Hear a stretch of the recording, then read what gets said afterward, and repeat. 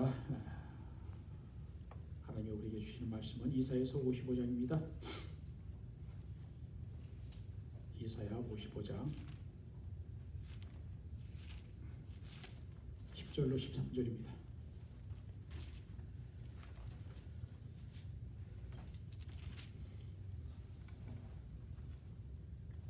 다섯 절이네요. 교독에서 읽으시고 마지막 절을 같이 읽겠습니다. 제가 먼저 읽습니다. 녹절이네요. 9절이 아니고 10절이에요. 이는 비와 눈이 하늘로부터 내려서 그리로 되돌아가지 아니하고 땅을 적셔서 소출이 나게 하며 싹이 나게 하며 파종하는 자에게 종자를 주며 먹는 자에게 양식을 준 것 같이 내 입에서 나가는 말도 이와 같이 헛되이 내게로 되돌아오지 아니하고 나의 기뻐하는 뜻을 이루며 내가 보낸 일에 형통함이니라. 너희는 기쁨으로 나아가며 평안히 인도함을 받을 것이요 산들과 언덕들이 너희 앞에서 노래를 바라고 들의 모든 나무가 손뼉을 칠 것이며. 잣나무는 가시나무를 13절 왜요? 13절 안 했어? 오케이. 13절이요. 같이 읽습니다. 잣나무는 가시나무를 대신하여 나며 화석류는 찔레를 대신하여 날 것이라. 이것이 여호와의 기념이 되며 영영한 표징이 되어 끊어지지 아니하리라.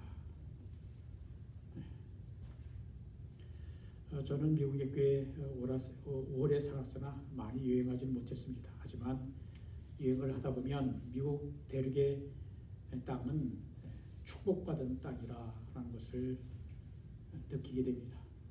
비가 적게 내리는 사막 기후로부터 끝없이 펼쳐진 비옥한 대평원, 오하이오, 인디애나, 일리노이, 참 가도 가도 끝이 없는 농사 짓기에 좋은 땅입니다. 그리고 차가 다니는 길도 없이 키가 크고 울창한 나무가 우거진 삼림지대 북쪽까지 이 나라는 모든 것을 가진 나라입니다. 이 나라가 본래 하나님을 마음껏 섬기겠다라고 유럽에서 이민온 청교들이 세운 기독교 신앙의 후예들인데 지금도 하나님의 주신 축복을 진심으로 감사하며 하나님 중심으로 살고 있을까 생각해 보면 옛날에는 그랬겠지만 지금은 축복과 부유함을 당연한 것으로 여기는 것은 아닌가 생각을 해봅니다. 우리는 처음 마음, 처음 믿음, 처음 사랑, 처음 감사 잊어버리면 안 됩니다.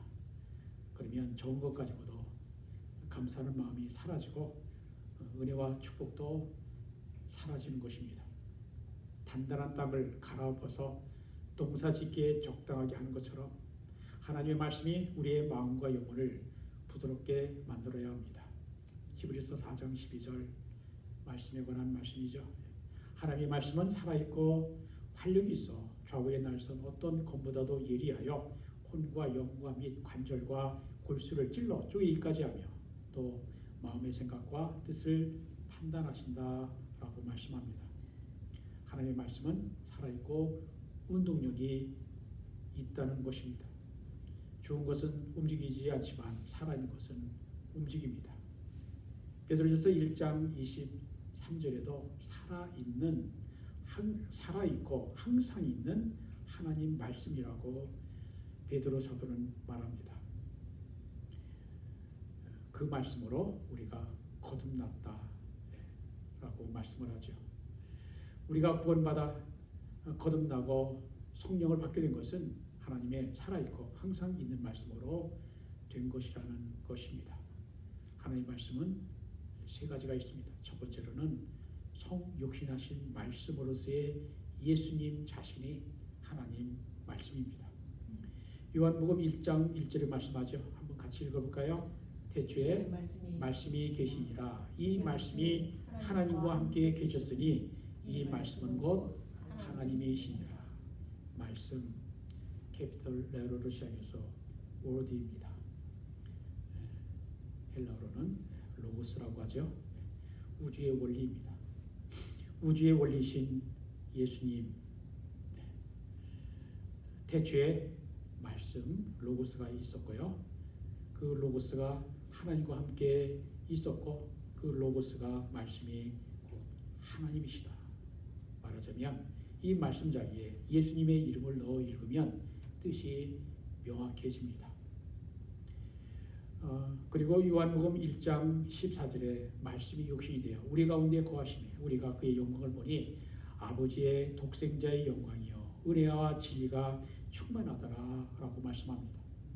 이것은 그리스도의 성육신을 의미합니다.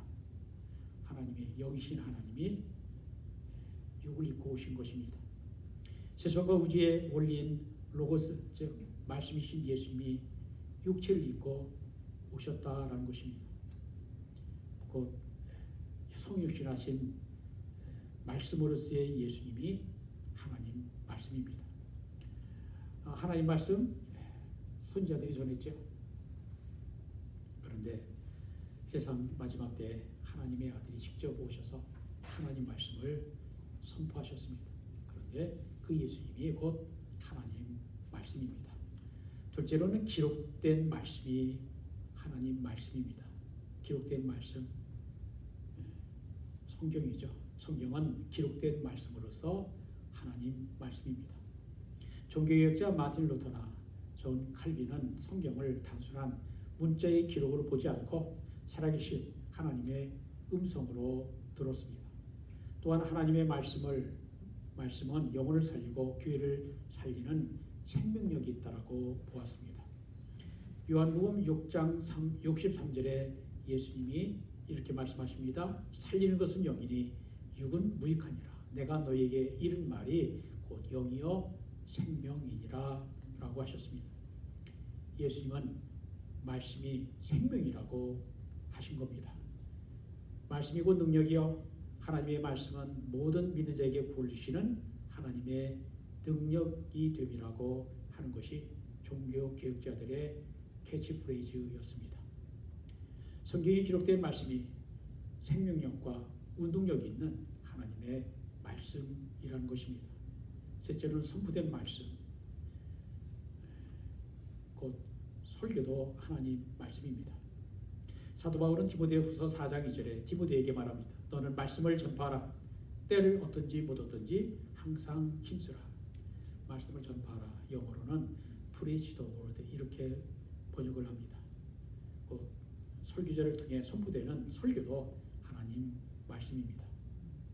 설교 시간에 목사의 말이 내 생각과 너무 다르네라고 판단하면서 설교를 들으면 은혜가 되지 않습니다. 목사님들이 지식이 한계가 있죠. 모든 분야에 다 알 수 없고요. 뭐 안다는 건 불가능하고요.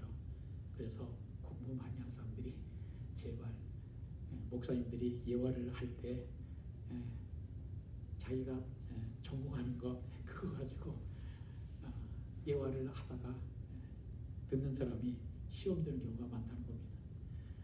틀리는 내용 가지고 예화를 썼기 때문입니다. 저절로 판단이 되겠죠. 많이 알기 때문에. 그러면 은혜가 되지 않습니다. 목사를 통해 선포된 설교를 하나님의 말씀으로 받아들이면 은혜가 되고 말씀이 운동력을 갖고 역사하는 겁니다. 그런 예가 사도행전 10장에 나옵니다. 이방인인 로마 사람이죠. 코넬리우스가 베드로를 초청하여 말씀을 듣고자 할 때 고넬료가 이렇게 말합니다. 이제 우리는 주께서 당신에게 명하신 것을 듣고자 하여 다 하나님 앞에 있나이다. 고넬료와 그의 친척 친구들이 하나님 말씀을 전하는 베드로라고 하는 사람 앞에 있는 것이 아니라 그를 통해서 곧 베드로를 통해서 예수님이 주신 말씀을 듣고자 하여 하나님 앞에 있다라고 고백한 겁니다. 고넬료는 하나님의 종, 하나님의 말씀을 대언하는 베드로를 통해서 주시는 말씀을 사람의 말이 아니라 하나님의 말씀으로 여기고 받아들인 겁니다. 다시 말씀을 드리면 하나님이 인간이 되신 성육신하신 예수님이 하나님 말씀입니다. 기록된 성경 말씀이 살아있고 운동력이 있는 하나님 말씀입니다. 그리고 설교로 선포되는 말씀이 하나님 말씀입니다. 하나님의 말씀과 은혜는 위로부터 아래로 내려오는 것이고 하늘로부터 땅으로 내려오는 것이라는 사실을 잊지 말고 기억해야 합니다. 우리는 이 땅에 발을 붙이고 살지만 땅만 바라보지 말고 우리 눈을 들어 하늘 바라보고 하나님 말씀과 은혜를 구해야 합니다. 하나님의 긍휼과 은혜를 구하는 자의 자세에 대해 오늘 이사야서 본문 10절은 이렇게 말씀합니다. 이는 눈과 비와 눈이 하늘로부터 내려서 그리로 돌아가지 아니하고 그러십니다. 비와 눈이 하늘로부터 아래로 내려오는 것은 자연의 이치입니다. 그런데 이러한 자연 법칙을 만드신 분이 하나님이십니다. 하나님의 은혜와 사랑도 마찬가지입니다. 우리가 먼저 하나님을 사랑하는 것이 아니라 하나님께서 먼저 우리를 사랑하셨습니다. 하나님의 말씀도 하늘부터 땅으로 내려오는 것입니다. 인간이 자신의 지식과 능력으로 하나님의 존재를 또는 하나님의 비존재를 증명하려고 온갖 노력을 다하지만 하나님께서 감추인 것, 곧 하나님의 비밀을 드러내 보이시는 계시와 비교하면 인간의 지식과 노력은 아무것도 아닙니다. 하나님의 은혜와 계시는 하늘부터 땅으로, 위로부터 아래로 내려오는 것입니다. 이러한 진리를 강조하려고 옛날 예배당은 설교단을 높은 곳에 설치했습니다. 계단을 통해서 올라갔죠. 18세기, 19세기 예배당 사진이나 그림을 보면 목사님들이 설교하던 강대상을 높은 곳에 두었습니다. 어떤 사진을 보면 캐노피 같은 것도 설치를 했어요. 사진 보였어요? 못 보셨죠? 설교단을 올라가려면요, 계단을 타고 올라갑니다. 이렇게 저 높은 데서 말씀을 선포하는 거예요. 그리고 그 위에 캐노피가 있어요. 아마 좀 거룩함을 보이려고 그랬던 것 같습니다. 그래서 설교를 드리려면 회중은 고개를 들어 올려다 보아야 했습니다. 강대상을 높이 둔 이유는 하나님 말씀은 하늘 높은 곳에서 내려오는 것을 보여주기 위함이었습니다. 그러다가 수평적인 관계가 강조되면서 점점 강대상의 위치가 내려왔습니다. 이런 변화가 잘못됐다는 것이 아닙니다. 다만 강대상의 위치는 변해도 잊지 말아야 할 것은 하나님의 말씀과 축복은 위로부터 아래로 내려온다라고 하는 사실입니다. 성경에 나오는 믿음의 사람들은 이것을 알았습니다. 창세기 13장을 보면 베델과 아이 사이에 아브람과 조카 롯이 장막을 쳤는데 그들의 소유가 너무 많아 두 사람이 동거하기에 그 땅이 넉넉하지 못했습니다. 아브람의 목자와 롯의 목자가 서로 다투었던 것입니다. 그래서 아브람이 조카 롯에게 이렇게 제안을 합니다. 우리는 한 친족이라 너나 너나 네 목자나 네 목자나 서로 다투게 하지 말자. 네 앞에 온 땅이 있지 아니하냐. 나를 떠나가라. 네가 좌하면 나는 우하고 네가 우하면 나는 좌하리라. 무슨 말입니까? 윗사람인 아브라함이 아랫사람인 롯에게 어느 땅이든지 먼저 선택하라는 것입니다. 그랬더니 롯이 욕심 많은 롯이 먼저 소돔과 고모라가 멸망하기 이전에 있던 소알 땅을 선택했는데 그 땅은 물이 넉넉하여 여호와의 동산 곧 에덴과 같고 비옥한 애굽 땅과 같았다라고 했습니다. 롯이 선택하고 남은 땅은 아브라함의 몫이었는데 그곳은 헤브론이었습니다. 그런데 헤브론은 산이 많고 지대가 높은 고온 지대입니다. 그런데 하나님께서 아브라함에게 이렇게 축복하십니다. 너를 눈을 들어 너 있는 곳에서 북쪽과 남쪽 그리고 동쪽과 서쪽을 바라보라. 보이는 땅을 내가 너와 네 자손에게 주리니 영원히 이르리라. 내가 네 자손의 땅에 티끌같이 하리니 사람이 땅의 티끌을 능히 셀 수 있을진데 네 자손도 세리라. 땅의 티끌, 먼지 같은 티끌을 셀 수 있습니까? 셀 수 없을 정도로 자손이 많게 하실 거고, 그리고 네가 보는 땅을 하나님께서 주시겠다라고 약속하시는 겁니다. 롯은 그의 욕심과 안목의 정욕을 따라 그의 눈에 보기에 좋은 땅을 선택했습니다. 그러나 롯은 하나님의 은혜를 받아야만 살 수 있다는 사실을 알지 못했습니다. 롯은 하늘에서 내리는 하나님의 축복을 믿지 못하는 불신앙적 행동을 했습니다. 하지만 아브라함은 어떻게 했습니까? 아브라함이 얻은 땅은 하늘에서 비가 내려야만 살 수 있는 곳입니다. 아브라함이 얻은 땅은 하나님 은혜가 없이는 살기 어려운 곳입니다. 그러나 하나님만을 바라보는 아브라함에게 하나님께서 축복을 하셨습니다. 위로부터 내려오는 하나님의 은혜를 믿고 나갔더니 조카 롯보다 훨씬 더 큰 땅과 한 민족을 이루는 많은 자손을 주겠다라고 하셨습니다. 이것이 위로부터 아래로 내려오는 하나님의 은혜를 바라보고 사는 자에게 주어지는 축복입니다. 비와 눈은 하늘에서 땅으로 내려 땅을 적십니다. 본문 10절에 비와 눈이 하늘부터 내려서 그리로 되돌아가지 아니하고 땅을 적셔서 소출이 나게 하며 싹이 나게 하여 파종하는 자에게는 종자를 주며 먹는 자에게는 양식을 준다라고 하셨습니다. 비와 눈은 땅을 적시는데 비와 눈이 하늘에서 내려왔다가 다시 하늘로 올라가지 않는 것입니다. 비와 눈이 땅에 내려오면 땅에 어느 정도 머물면서 땅을 적시는 것입니다. 스펄전 목사님은 이것을 가리켜 하나님의 말씀이 머무르는 운동이라고 하셨습니다. 비와 눈이 땅에 머물면서 땅을 적시며 스며듭니다. 그러나 바위나 돌에 떨어지면 그 속에 스며들지 못하고 잠깐 묻어 있다가 사라져 버립니다. 마찬가지로 사람의 마음이 바위처럼 딱딱하게 굳어 있으면 말씀이 살아 활동력 있게 운동하지 못합니다. 마태복음 13장, 마가복음 4장, 누가복음 8장에 네 가지 종류의 밭이 나오죠. 첫째는 길가밭, 둘째는 돌짝밭, 셋째는 가시덤불밭, 그리고 네 번째는 좋은 땅이 있습니다. 길가, 돌밭, 가시덤불 밭은 좋은 열매를 맺지 못하지만 하나님의 말씀의 씨가 마음밭에 떨어져 30배, 60배, 100배 많은 결실을 맺는 밭은 오직 하나, 좋은 밭뿐입니다.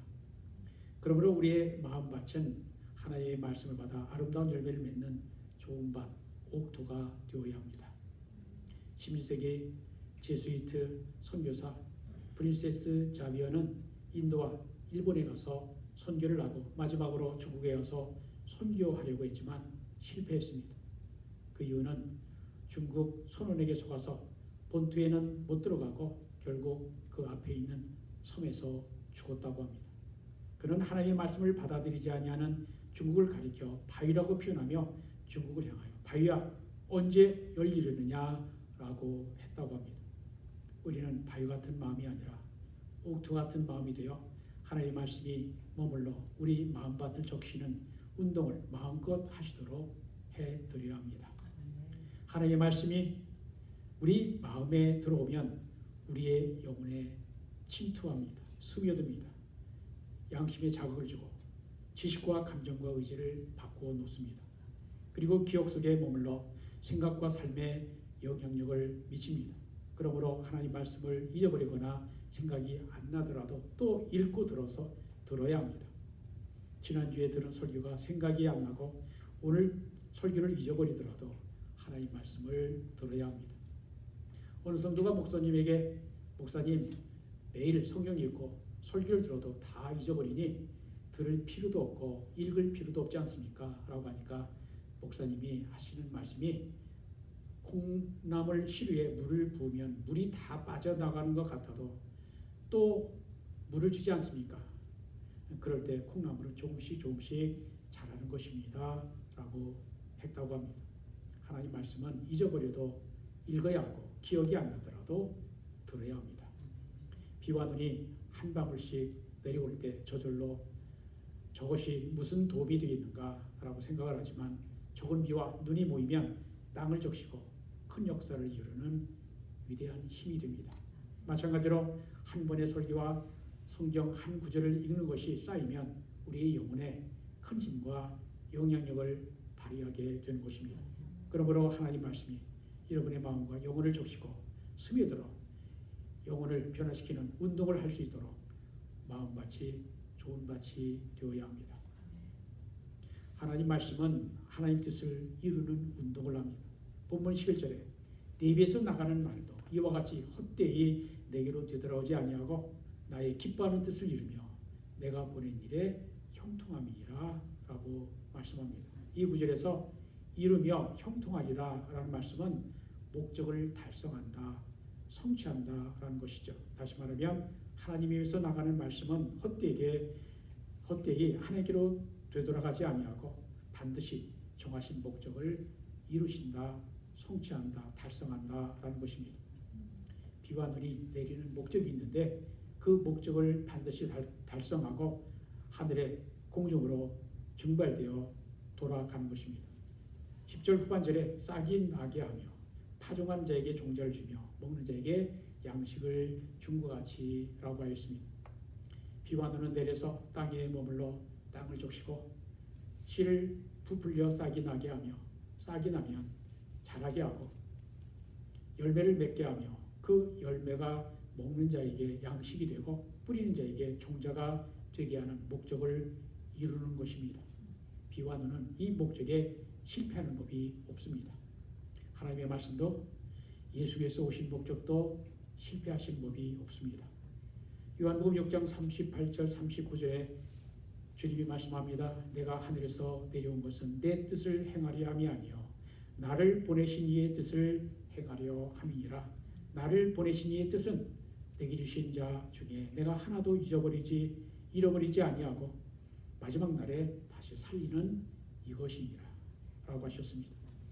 예수님께서 하나님께서 구원하시러 선택하여 예수님이 주신 사람들을 구원하러 하늘에서 내려오셨는데 예수님께서 이 목적을 달성하는데 결코 실패하는 법이 없으시다는 것입니다. 사도행전 13장 48절에 말씀합니다. 영생을 주시기로 작정된 자는 다 믿더라 했습니다. 하나님의 말씀은 하나님의 뜻을 이루는데 실패가 없습니다. 오히려 약속을 깨뜨린 쪽은 인간입니다. 우리는 약속해놓고 그 약속을 잊어버리거나 약속을 깨뜨립니다. 그러나 하나님은 약속하신 그 약속 깨뜨리신 적이 없습니다. 하나님은 약속을 반드시 지키십니다. 이것은 하나님의 말씀이 신실하다는 것을 의미합니다. 하나님이 신실하기에 그분의 말씀도 신실한 것입니다. 하나님께서 아브라함에게 약속하시던 말씀 그리고 하나님께서 다윗의 왕위가 영원할 것이라는 약속 곧 다윗의 언약은 예수 그리스도를 통하여 약속하신 대로 성취하셨습니다. 하나님의 말씀은 하나도 하늘로 되돌아가거나 땅에 떨어지지 아니하고 반드시 말씀 그대로 이루신다는 것입니다. 하나님과 하나님의 나라 천국 우리가 죽은 다음에 내세와 영원한 세계 그리고 내가 어디로 와서 어디로 가며 무엇 때문에 무엇을 위해서 살고 있는지에 대해서 알고 싶을 때 인간이 쓴 책은 도움이 안 됩니다. 하늘에서 내려온 말씀을 읽고 들으며 묵상하지 않고는 하늘의 비밀을 알 수가 없습니다. 하늘에서 내려온 말씀이 필요한 이유가 8절, 9절에 나타나 있습니다. 이는 내 생각이 너희 생각과 다르며 내 길은 너희 길과 다름이니라. 여호와의 말씀이니라. 이는 하늘이 땅보다 높은 같이 내 길은 너희의 길보다 높으며 내 생각은 너희의 생각보다 높으니라. 유명한 말씀이죠. 이 말씀은 하늘과 땅 사이에는 그 무엇으로도 채울 수 없는 괴리가 있는데 차이가 간격이 있는데 하나님과 인간 사이에는 너무나 큰 차이 간격이 있다는 것입니다. 인간의 문제, 인간의 본질적인 문제는 하나님으로부터의 분리입니다. 그래서 예수님을 믿기 이전에 인간은 비참하며 삶의 목적을 모르며 방황하며 영혼이 허무하고 공허한 것입니다. 인간은 태어날 때부터 하나님으로부터 분리되어 태어났고 세상을 살아갈 때도 하나님으로부터 분리되어 살다가 죽어서도 하나님으로부터 분리된 곳인 지옥으로 가게 될 운명인데 이것은 인간의 힘으로는 도저히 해결할 수 없는 것이 우리 인생의 근본적인 문제입니다. 인간이 예수 그리스도를 믿어 구원받기 전에는 하나님으로부터 분리되어 있어 하나님에 대하여 무지하고 무식합니다. 아무리 머리가 좋고 IQ가 높아도 밤을 새우고 연구하고 공부해도 사람의 지식과 능력으로는 하나님을 알 수 없습니다. 인간 스스로 하늘에 올라갈 수 없습니다. 그러므로 하나님의 말씀이 하늘에서 내려와야 하는 것입니다. 예수께서 요한복음 3장에서 니고데모와 대화를 나누신 중에 이렇게 말씀하셨습니다. 내가 땅의 일을 말하여도 너희가 믿지 아니하거든 하물며 하늘의 일을 말하면 너희가 어떻게 믿겠느냐. 하늘에서 내려온 자 곧 인자 외에는 하늘에 올라간 자가 없느니라. 곧 예수님이 하늘에서 내려온 말씀이시라는 것입니다. 또한 기록된 하나님의 말씀도 하늘에서 내려왔습니다. 기록된 성경 말씀은 인간이 생각해내고 사사로이 지어낸 것이 아니라 선지자들이 성령이 주신 감동과 영감을 받아 기록한 하늘에서 내려온 말씀입니다. 그러므로 성육신하신 예수 그리스도, 기록된 말씀인 성경, 그리고 말씀을 풀어 선포하는 설교를 통하여 비로소 우리는 하나님과 내세와 구원을 알 수가 있는 것입니다. 네 번째, 하나님 말씀은 세상 모든 만물을 변화시키는 운동력이 있습니다. 본문 12절 13절에 너희는 기쁨으로 나아가며 평안히 인도함을 받을 것이요 산들과 언덕들이 너희 앞에서 노래를 바라고 들의 모든 나무가 손뼉을 칠 것이며 잣나무는 가시나무를 대신하며 하여나며 화석류는 찔레를 대신하여 날 것이라 라고 말씀을 합니다. 참 아름다운 구절이고 시적인 표현이죠. 이 말씀에 여러 종류의 나무가 나오는데 가시나무와 찔레는 가시가 있는 나무입니다. 비와 눈이 적게 오는 지역에는 가시가 있는 식물이 많습니다. 비가 적은 곳에서는 식물이 수분의 증발을 막아야 하기 때문에 큰 잎사귀 가진 활엽수가 없고 가시 있는 식물이 많습니다. 가시가 있는 식물은 찌르고 고통을 줍니다. 하늘에서 내리는 비와 눈 같은 말씀이 없으면 다른 사람을 찌르고 고통을 주는 가시나무와 찔레와 같은 역할을 하게 됩니다.